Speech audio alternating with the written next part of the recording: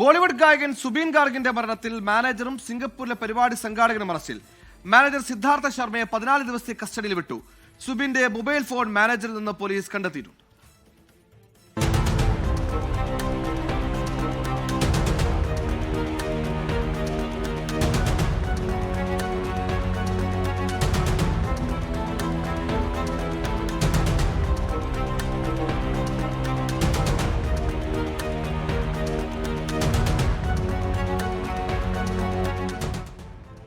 പ്രശസ്ത ബോളിവുഡ് ഗായകൻ സുബീൻ ഗാർഗിന്റെ മരണത്തിൽ പോലീസ് നടപടി വേഗത്തിലാണ് പുരോഗമിക്കുന്നത്.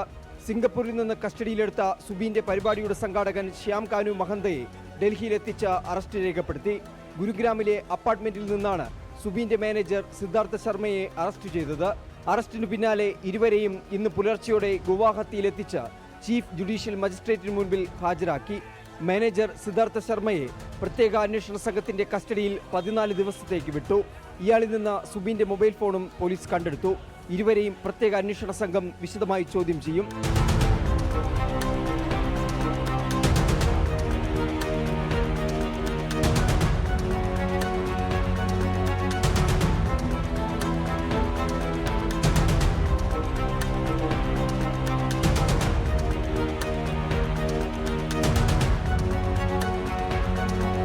അസം പോലീസിന്റെ പ്രത്യേക അന്വേഷണ സംഘത്തിലെ 2 പേർ കൂടുതൽ വിവരങ്ങൾ ശേഖരിക്കുന്നതിനായി സിംഗപ്പൂരിൽ തുടരുകയാണ്. കഴിഞ്ഞ മാസം 19-നാണ് സിംഗപ്പൂരിൽ സ്കൂബ ഡൈവിംഗിനിടെ ഗായകൻ സുബീൻ ഗാർഗ് മരിച്ചത്.